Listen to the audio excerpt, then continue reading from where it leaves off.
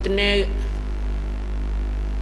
रूढ़िवादी बन जाते हैं, भगवान से भी डरना भूल जाते हैं। उस दिन तो बात वो आई गई हुई। एक दिन उसने सोचा कुछ दिन के बाद कि ये नहीं मान रही है, और उस दिन ना जाने कैसे धोखा लगा और सर्प के स्थान पर मेरे से कोई गलती बनी होगी, दूसरा डिब्बा दिया गया होगा।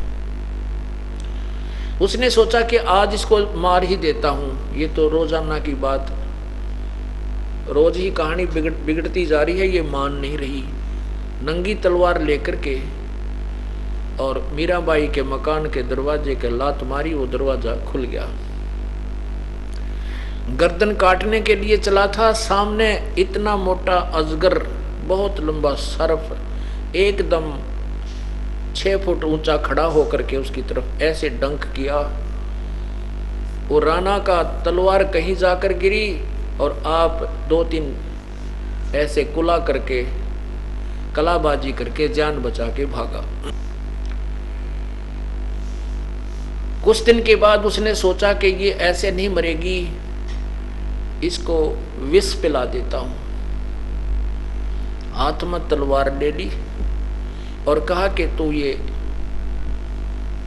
विष पी ले, और नहीं तो तेरी गर्दन काट दूंगा। मीराबाई ने सोची गर्दन काटने में तो दर्द होगा, जहर ही पी लेती हूं, मारे तो गाय ही है, इसने मुझे जीने नहीं देना है। ये तो अंधा हो गया है, भगवान से भी नहीं डरता, इसको केवल लोक लाज दिखाई देती है। मीराबाई ने उसी समय प्रभु को याद किया और वो विष का प्याला पी लिया। विष का प्याला प्या करके वो चला गया कि अब मर जाएगी थोड़ी देर में। कुछ देर के बाद उसने पता करा तो मीराबाई परमात्मा की गुणगान कर रही है और ठीक ठाक स्वस्थ बैठी है। फिर उस राणा को भी कुछ भय लगने लगा कि भी कोई शक्ति अवश्य इसका सहयोग दे रही है। मीराबाई को मारन लागे, जहर का प्याला प्यारे, पीवत ही अमृत हो लाग्या, हो गया सर्द हियारे। मन तू पावेगा अपना किया रे, भोगेगा अपना किया रे। पुण्यात्माओं, परमात्मा कैसी कृपा बख्श करते हैं। अब ये बात, सत्संग जो है ये तत्व ज्ञान पर आधारित होता है और इस ज्ञान को समझना है हमने। मीराबाई की कथा का सुनाना, एक तो परमात्मा की महिमा से आपको परिचित कराना है और साथ में तत्व ज्ञान को सिरे चढ़ाना है। आपके हृदय में तत्व ज्ञान समाना इस दास का प्रथम कर्तव्य है। वैसे तो मीराबाई जी की कथाएं हमने बहुत सुन रखी हैं और जन जन ने सुन रखी हैं, उनकी महिमा गाने वाले बहुत भक्तात्माएं हैं। लेकिन ये निर्णय करना कि कौन भगवान पूजा के योग्य है, किसकी भक्ति से मोक्ष होता है, ये हमने विशेष ये निर्णय करना। जैसे मीराबाई मंदिर में जाती थी, मूर्ति की पूजा करती थी, भगवान श्री कृष्ण की, और उसके कारण वो सोच रही थी कि मैं जो मंदिर में जाती हूँ, पूजा करती हूँ, श्री कृष्ण जी की मूर्ति की पूजा करती हूँ, उनके गीत गाती हूँ, उनके नाम के गुणगान करती हूँ, शब्द राग गाती हूँ, इसलिए मेरी रक्षा हो रही है। ऐसा नहीं था। ये तो पूर्व जन्म के संस्कार थे उस मीराबाई के, और जिस कारण से पिछली कमाई उसके आगे अड़ रही थी। परमात्मा कहते हैं कबीर कमाई आपनी और कदे ना निष्फल जा, 7 समुद्र आडे पड़े वो मिले अगा हुआ। जैसे एक उदाहरण देता हूं, महाभारत के युद्ध में एक टटीरी पक्षी ने वहां अंडे उत्पन्न कर दिए और उधर से सेनाएं जुड़ गई और इतना भयंकर युद्ध हुआ था कि अग्नि बाणों से आसपास के जो पहाड़ भी फूट गए थे, टूट गए थे, वृक्ष भी खत्म हो गए थे, जल गए थे। तो वहां टटीरी ने परमात्मा को याद किया कि हे प्रभु मेरे बच्चों की रक्षा करो। कहते हैं इंद्र के हाथी का बहुत बड़ा, कई 100 मन का वो गले में एक घंटा एक घंटाला डाल होता है जो हाथी के गले में बांधते हैं, वो चलते समय आवाज करता रहता है। वो ऊपर से उसके हाथी का टूट करके अंडों के ऊपर गिर गया। पूरा महाभारत हो गया और 18 अक्षौणी सेना आप लड़के मर गई, नष्ट हो गया। लेकिन वो 500 टटीरी के जो अंडे थे वो नष्ट नहीं हुए। उनकी रक्षा की परमात्मा ने कोई भी कारण बना करके। अब वो टटीरी ना तो मंदिर में जाती थी, ना वो श्री कृष्ण न जाने थी, ना किसी और पूजा करती थी।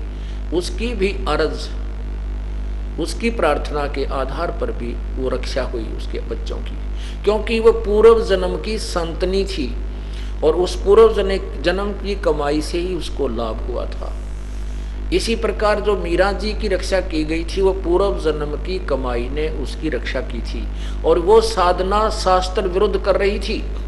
यदि उसको परमात्मा ना मिलते, मेहर ना करते, सत साधना नहीं देते, मीराबाई अपने इस जन्म का जुआ सा हार के चली जाती, चाहे कितने चमत्कार हो गए थे।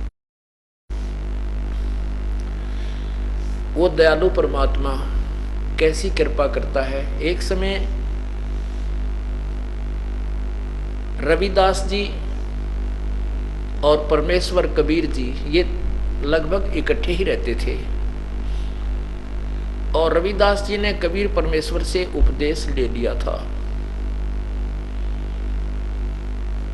उस समय उसी राजा के उसी नगर में परमात्मा कबीर जी और रविदास जी उस नगर के बाहर किसी गरीब भक्त के घर में सत्संग कर रहे थे। 1 हफ्ता 10 दिन का वहां रुके थे। उनका उद्देश्य था कि उस पुण्य आत्मा को सतमार्ग पर लगाने का। कहते हैं 100 छलछिद्र मैं करूं अपने जन के काज, गोता मारूं स्वर्ग में जा बैठूं पैताल, गरीबदास ढूंढता फिरूं मैं अपने हीरे माणिक लाल। वो जो सत्संग चल रहा था वो मीराबाई जी के उस रास्ते पर था जिस रास्ते में वो मंदिर में जाती थी। मीराबाई सुबह सुबह मंदिर में गई, वह घंटा 2 घंटा मंदिर में अपनी स्तुति करती थी, भगवान की मूर्ति के सामने बैठकर गीत गाती थी, उसके गुणगान करती रहती थी, पूजा पाठ करती थी। 2 घंटे 3 घंटे के बाद वो मंदिर से आती थी।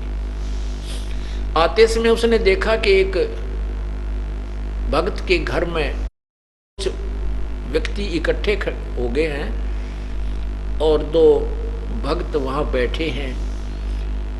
उसने पता करने के लिए गई कि क्या हो रहा है, ये तो पूछे, कहीं कोई परमात्मा की चर्चा करने वाले साधु संत तो नहीं आए।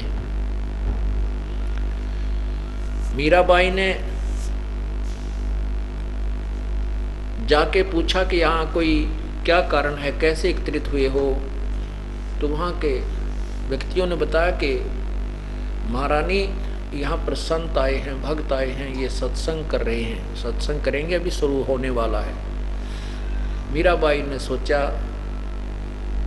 आज इनके वचन सुनकर ही चलते हैं। सत्संग का समय हो गया था, परमात्मा ने सत्संग प्रारंभ किया और सत्संग के अंदर बताया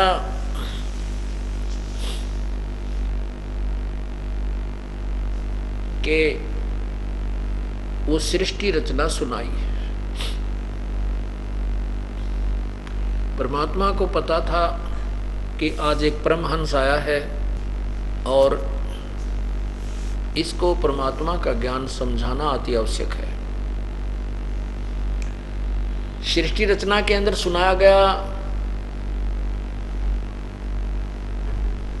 कि ब्रह्मा विष्णु महेश ये अविनाशी नहीं है, इनका जन्म और मृत्यु होता है। ब्रह्मा विष्णु महेश की माता दुर्गा है और पिता ज्योति निरंजन अर्थात काल है।